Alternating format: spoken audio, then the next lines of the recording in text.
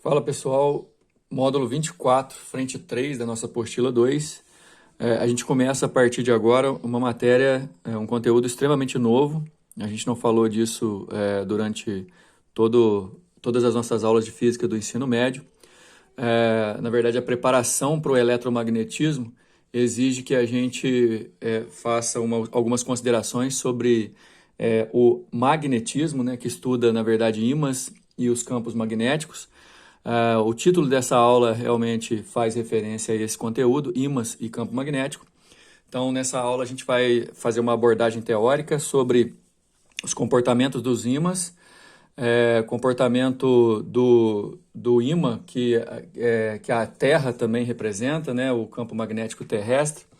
A gente vai falar sobre as propriedades desses ímãs. Espero que todo esse conteúdo seja suficiente para a gente poder seguir, porque o principal objetivo dessa frente 3 é estudar as forças magnéticas de Lorentz, os campos magnéticos, as teorias e regras sobre o vetor campo magnético. E para poder ter uma ideia bem concisa desses conteúdos, a gente precisa entender o que é um ímã e de onde surge o campo magnético, ok? Bom, nessa aula, então, a gente vai falar sobre algumas propriedades do ímã que provavelmente vocês conhecem, se não todos, muitos já conhecem. Provavelmente todos também já brincaram com um ímã alguma vez. O que acontece é que às vezes a gente está trabalhando com um ímã artificial e não com um ímã natural, mas as propriedades dos ímãs artificiais são exatamente as mesmas dos ímãs naturais. O termo magnetizar significa transformar o corpo em um ímã, né? Vamos entender esse termo, ok? Desmagnetizar tirar as características de um ímã daquele corpo. Um ímã natural dificilmente vai ser desmagnetizado, mas um ímã artificial pode ser desmagnetizado por altas temperaturas e choques mecânicos, né? Ou seja, pancadas. Esses ímãs que a gente usa em casa, por exemplo, ímã de geladeira, às vezes a gente tem ímãs em alto-falante de som, aqueles ímãzinhos que a gente usa para manter fixo recados ou retratos, enfim, fotos. Aqueles ímãs são ímãs artificiais e, portanto, se você ficar deixando cair no chão, além de poder quebrar, e aliás, um ímã quebrado, a gente vai levar algumas coisas em consideração daqui a pouco. Além de quebrar o ímã, você pode desmagnetizá-lo por pancadas mesmo, né? E altas temperaturas também fazem essa desorganização. É porque no nosso conteúdo vai ser importante você entender um corpo magnético como um corpo, assim como um corpo qualquer formado por átomos e tal, o corpo magnético também é. E as características magnéticas de um corpo estão relacionadas com os movimentos das cargas elétricas no seu interior. Apesar de ser uma origem elétrica dessa forma que eu estou falando, a gente não pode confundir os comportamentos magnéticos com os comportamentos elétricos, embora muitas coisas semelhantes a gente vai falar. Por exemplo, a questão dos polos. Existem polos magnéticos, né, que diferenciam extremos de um corpo magnetizado, assim como existem polos elétricos que diferenciam extremos de um corpo eletrizado. Mas, enfim, os corpos atraem fragmentos de ferro, os ímãs atraem fragmentos de ferro. Limalha de ferro é um termo que vai aparecer muito, e eu gostaria que vocês entendessem que limalha de ferro é ferro em pó. Esse ferro em pó, esses fragmentos de ferro, vão ficar fixos nas extremidades de um ímã, em forma de barra, e essas regiões vão constituir exatamente os polos de um ímã. Nos desenhos, normalmente, os polos serão diferenciados por cor, assim, e também serão diferenciados por nomes. Polo norte e polo sul, a gente não fala polo positivo e polo negativo quando é magnético, justamente para poder fazer uma diferenciação. Então, no nosso caso, polo norte e polo sul são dois polos magnéticos opostos no mesmo ímã. Eles aparecem nesse formato porque internamente o comportamento magnético das partículas, por conta de seus movimentos, o comportamento fica de forma ordenada. Ordenando essas partículas, você tem diferenciação de polo e aí o corpo está magnetizado. Se você desordenar por altas temperaturas ou por pancadas, esse corpo perde o seu magnetismo. Aliás, quando você pegava um pedaço de metal, não é só o ferro, né? Alguns metais também são atraídos pelo ímã. Esses metais são chamados de ferromagnéticos. Outros metais não são atraídos, eles não são ferromagnéticos. Mas enfim, a partir do momento que um corpo é atraído por um ímã, mesmo que ele não tivesse anteriormente características magnéticas, a partir do momento que ele é influenciado pelo ímã, ele passa a ter características magnéticas e ele, inclusive, pode ser usado como um novo ímã, né? Mantendo contato com o ímã original. Sofrer influência magnética, a gente vai entender melhor quando o assunto for o campo magnético. Bom, os ímãs, além de atrair fragmentos, quando eles podem ser suspensos pelos seus centros e puderem girar livremente em torno do eixo, eles vão se orientar na direção norte-sul geográfica daquele lugar. Isso é basicamente o funcionamento de uma bússola.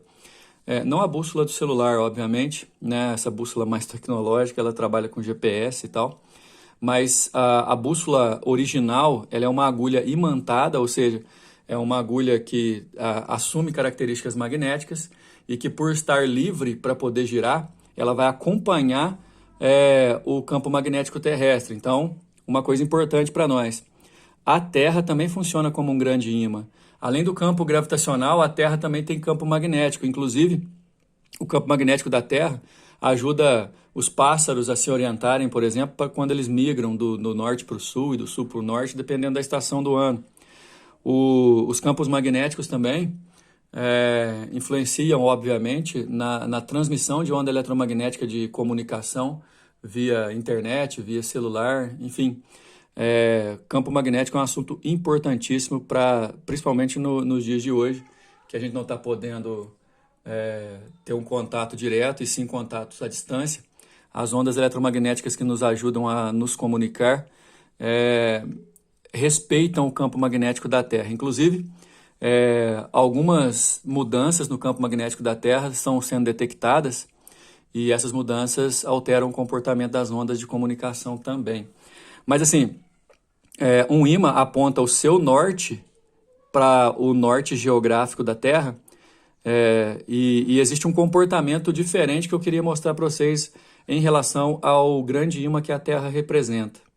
O campo magnético da Terra, ele pode ser representado por linhas, que daqui a pouco a gente vai chamar isso de linhas de indução, aí na apostila. Essas linhas sempre são direcionadas do norte magnético para o sul magnético de um ímã. Considerando que a Terra é um grande ímã, a gente pega aqui o polo norte magnético da Terra e liga ao polo sul magnético da Terra com a setinha do vetor indução, daqui a pouco eu vou explicar isso melhor, apontado para o sul magnético. Um fenômeno muito bonito, inclusive, um fenômeno natural muito bonito, que é a aurora boreal, também tem a aurora austral, não sei se vocês já ouviram falar, provavelmente sim. A aurora boreal é um fenômeno magnético em que a luz, como é uma onda eletromagnética, e a poeira suspensa na atmosfera, ela sofre influência das linhas de indução que ficam mais concentradas nos extremos dos ímãs, né, nas pontas. Portanto, no polo sul magnético e no polo norte magnético, essas linhas se concentram mais, tendo a possibilidade de acontecer esse fenômeno fantástico. Mas uma coisa que é importante vocês entenderem, o polo sul magnético da Terra é próximo ao polo norte geográfico da Terra. O polo norte magnético da Terra é próximo ao polo sul geográfico da Terra. É muito importante você fazer essa diferença, porque uma bússola ela aponta para o norte geográfico. O norte magnético da bússola aponta para o norte geográfico da Terra, porque lá fica o sul e o sul atrai o norte, certo? Toma cuidado com essa questão de polo da Terra, quando você for definir se é polo norte ou polo sul, porque primeiro tem que ficar claro se você está definindo polo geográfico ou polo magnético. Então, repetindo, para a Terra, o polo norte geográfico e o polo sul magnético ficam próximos, é só você pensar que é o inverso, e o polo sul geográfico e o polo norte magnético também ficam próximos. Além disso, uma das coisas que a gente vai mais usar é a força magnética em relação aos polos de um ímã, e é assim, polos iguais se repelem e essa força de repulsão ela respeita a operação e reação, repelem-se mutuamente, esse ímã repele aquele e esse também repele o outro, justamente porque estão sendo aproximados por polos iguais. E polos opostos se atraem, assim como acontece Lá na parte elétrica, né, que polo positivo e polo negativo se atraem. Aqui, polo norte com norte, sul com sul se repelem.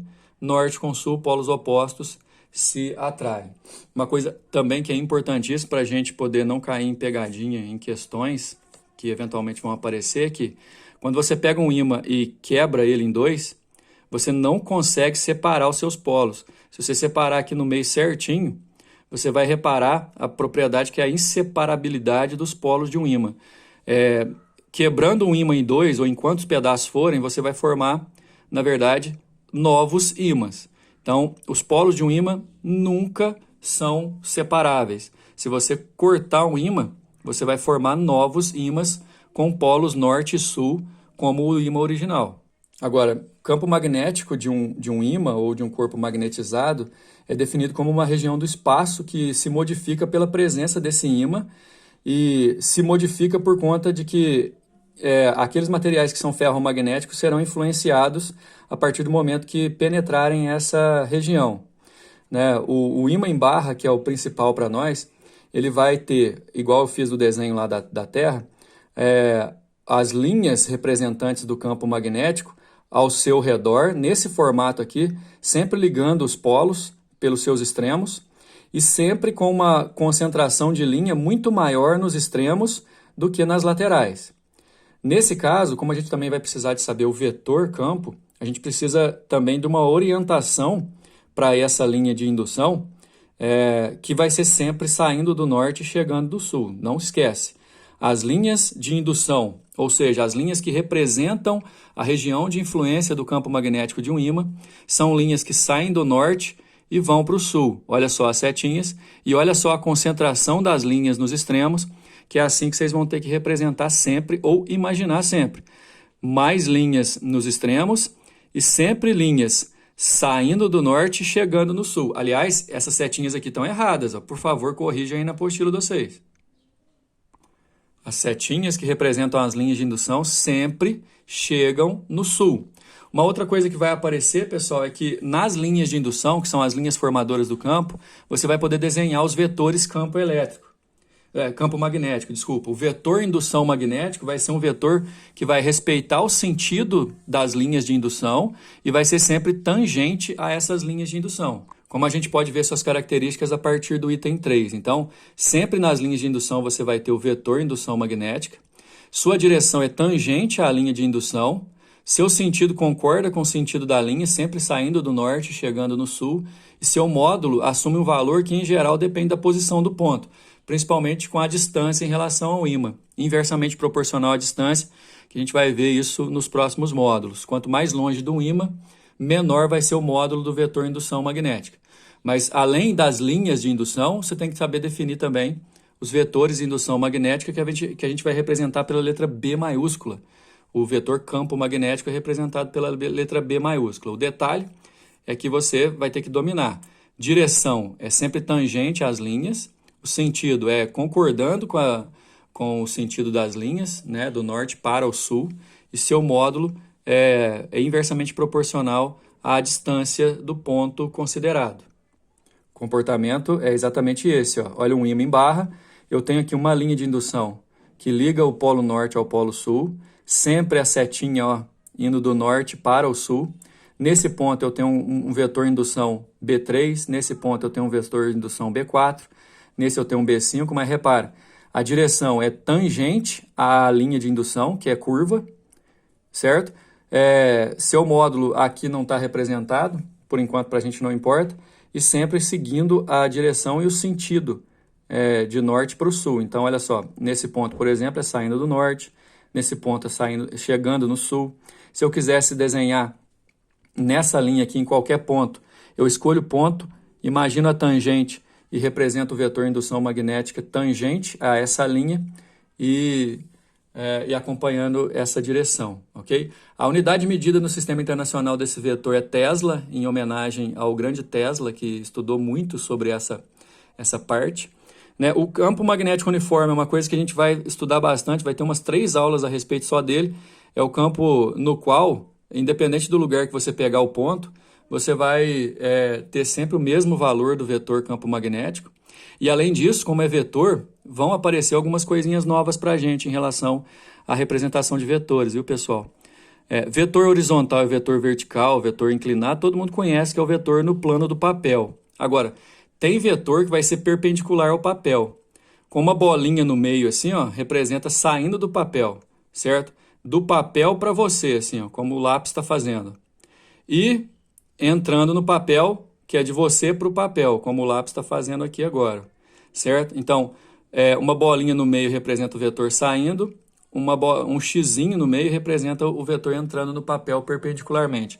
Vamos usar isso muito nas regras da mão esquerda e mão direita, levando em consideração que a gente vai precisar desenhar o vetor campo magnético, o vetor força, certo? Então, vetores horizontal e vertical na direção, no plano do papel, perpendiculares ao papel, saindo com a bolinha no meio e entrando com o xizinho no meio. O ímã em forma de U, muitas vezes você já deve ter visto isso em desenho animado, né? Ele também tem essa característica de formar o campo magnético uniforme no seu interior. E nessa perspectiva que a gente está analisando, da esquerda para a direita, porque as linhas de indução do campo têm que sair do norte e chegarem no sul, certo? Bom, mais para frente, o principal desse módulo, dessa frente, na verdade, é estudar a relação da eletricidade com o campo magnético.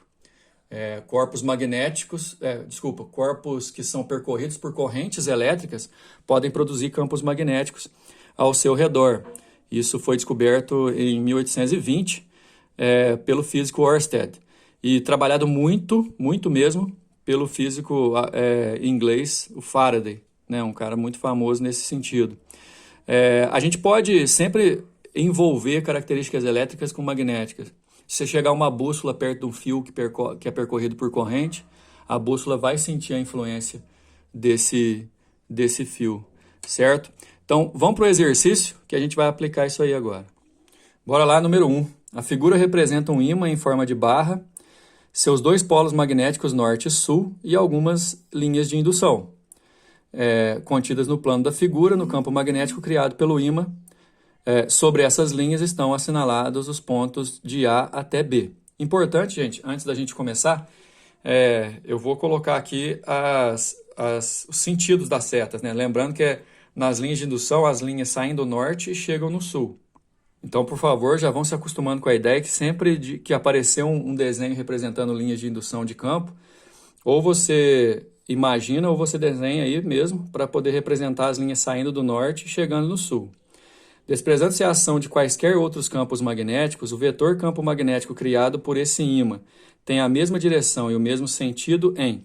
Dá só uma olhada na figura da resolução. Os pontos A, B, C, D, E, F, G, H são pontos pertencentes às linhas de indução. Vocês podem usar o próprio desenho de vocês, viu, pessoal? Considerando que as linhas têm sentido saindo do norte e chegando no sul, e os vetores de indução magnética sempre são tangentes às linhas, no ponto A, apontado para o sul, no ponto B, a linha gira vindo para o sul e a tangente é aqui, no ponto C, no ponto D, ponto E, saindo do norte, olha só, ponto F, ela sai do norte também, mas respeita a tangente, aqui também respeita a tangente indo para o sul, enfim. E aí o exercício está perguntando exatamente quais que têm mesma direção e mesmo sentido. Dá só uma olhada na nossa observação, que nós vamos ter que responder a respeito, baseado nas alternativas, né? Ó, B e H têm mesma direção e sentido? Não, ó, tem sentidos opostos. B e D têm mesma direção e sentido? Sentidos opostos. E e H têm mesma direção e sentido? Não, nem mesma direção. Um é horizontal, o outro é vertical. A e C têm mesma direção e sentido? Só um minutinho que eu tampei o C aqui, ó. Olha lá o C. Esse daqui é horizontal para a esquerda, horizontal para a direita. O D e H têm mesma direção e sentido? Ó, D e H têm. Aliás, a gente podia fazer vários pares, né? O C e o G, o F e o B, o A e o E têm mesma direção e sentido, mas de acordo com as opções para marcar, a nossa resposta é a letra E. Número 2, considere as seguintes afirmações.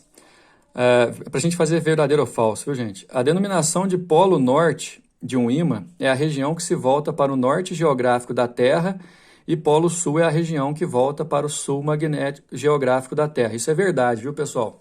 Não vamos esquecer que, ó, norte geográfico da Terra é o sul magnético do ímã que a Terra representa. E esse sul magnético do ímã da Terra atrai o norte de qualquer ímã. Então, sempre o polo norte de um ímã vai apontar para o norte geográfico da Terra, porque lá é o sul magnético. Mesma coisa acontecendo com o polo sul de um ímã apontar para o sul geográfico, porque lá é o norte magnético. Então, é o número 1 verdadeiro. Ímãs naturais são formados por pedras que contêm óxido de ferro, denominadas magnetitas. Isso aqui também é verdadeiro. Normalmente, pedras, minérios encontrados em regiões vulcânicas. 3. Ímãs artificiais são obtidos a partir de processos denominados imantação. Isso também é verdadeiro. Todas são corretas. Letra E. Número 3. A configuração do campo magnético terrestre causa um efeito chamado inclinação magnética. Devido a esse fato, a agulha magnética de uma bússola próxima à superfície da Terra, se estiver livre, não se mantém na horizontal, mas geralmente inclinada em relação à horizontal, um ângulo alfa da figura 2, esse aqui. A inclinação magnética é mais acentuada em regiões de maiores latitudes. Assim, no equador terrestre, a inclinação magnética fica em torno de 0, nos polos magnéticos é de 90. Em relação a São Paulo, é cerca de 20 graus, com o polo norte da bússola apontado para cima, e em Londres é cerca de 70 graus, com o polo norte da bússola apontado para baixo. Certo? Bom, aí a gente tem aqui uma representação da Terra. Ó, o norte geográfico é polo próximo ao sul magnético, enquanto o sul geográfico é próximo ao norte magnético.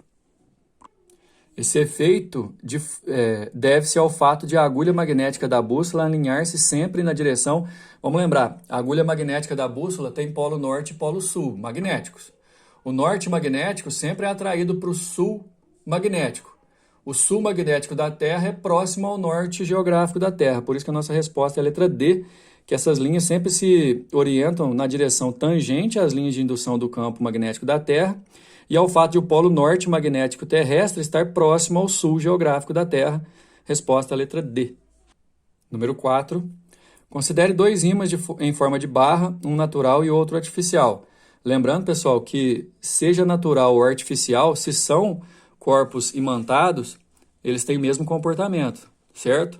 Sobre eles, podemos afirmar que a resposta é a letra C. Ó, ao dividir qualquer dos dois ímãs em duas partes, obtém-se dois novos ímãs com as mesmas propriedades do ímã original. A questão é que, assim, primeiro, igual eu falei, um ímã natural e um ímã artificial têm as mesmas características, né? Não tem diferença nenhuma, a não ser pelo fato de que um veio da natureza e o outro foi imantado artificialmente. Segundo, que essa questão aqui é uma questão com objetivo certo. Se você dividir qualquer ímã em dois pedaços, você sempre vai ter novos ímãs, certo? Então, a resposta nossa é a letra C. Finalizando com o número 5, assinale a única configuração com dois ímãs abaixo que produzem campo magnético nulo em pelo menos um ponto dentro da região limitada pelo entreferro dos dois ímãs, ou seja, entre eles aqui, ó, tem que produzir campo magnético nulo. A questão é a seguinte, se você colocar dois ímãs com polos opostos virados um para o outro, eles vão se atrair e aí o campo magnético não fica nulo em nenhum pedaço. Aqui, por exemplo, ó, as linhas todas vão do norte para o sul e aqui também do norte para o sul, só que é daqui da direita para a esquerda e aqui da esquerda para a direita. Nesses dois casos aqui, ocorre que em algum ponto esse sul e esse norte vão se atrair também, e esse sul e esse norte vão se atrair. Aqui na direção horizontal eles vão se repelir, tanto a letra B quanto a letra D. Mas na direção da diagonal eles vão se atrair porque são polos opostos. Agora, se você vira necessariamente e deixa distante os polos opostos aqui, e no caso você vira um polo para o outro, uma linha vai sair do norte da direita e o outro vai sair do norte da esquerda, podendo se anular, portanto a resposta é a letra E. Quando dois ímãs estão virados só com polos exclusivos e polos iguais, você tem a possibilidade do campo magnético anular entre eles. Se fossem dois sul aqui, também seria a mesma coisa. Resposta letra E. Finalizando mais um módulo aqui. Até mais.